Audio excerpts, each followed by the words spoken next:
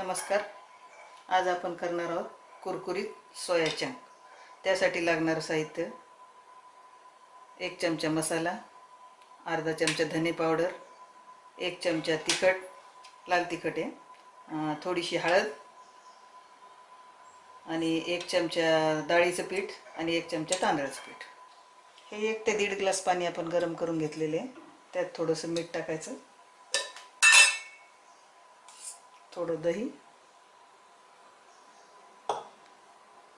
आणि थोडंसं तिखट.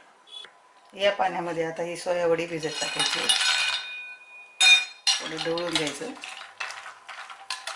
आणि 15-20 मिनिटासाठी झाकून ठेवायचं. 15 ते 20 मिनिटं झालेली आहे. हे पूर्णपणे भिजलेली आहे सोयाबीन वडी. आता आपण ती पूर्ण काढून घ्यायची. असं पाणी त्यातलं पिळून काढायचं. आता हे पिळून घेतलेले आहे. याच्यामध्ये सगळं साहित्य टाकायचं आहे आपल्याला. आता हा मसाला, धने पावडर, तिखट,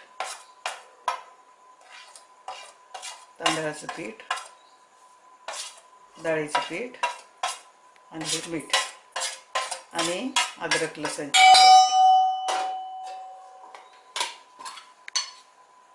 चमचाभर अद्रक लसूणची पेस्ट. सर्व कालवायचं आहे आपल्याला एकत्र. हाताने पूर्ण कालून घ्यायचे चांगलं एकदम.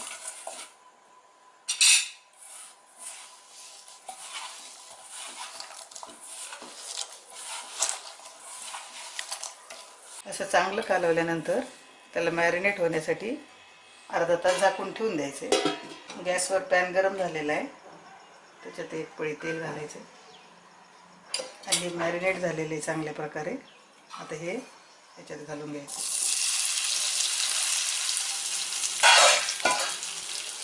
आणि आता छान फ्राय करायचे त्याला कुरकुरीत होईपर्यंत.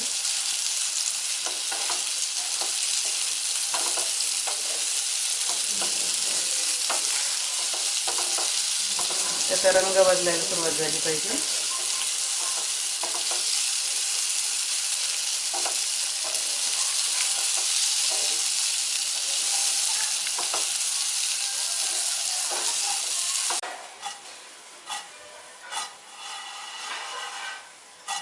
अशा प्रकारे कुरकुरीत सोया चंक तयार झालेले. नक्की करून पहा. आवडल्यास सबस्क्राईब करा. हेल्दी खा, स्वस्थ राहा.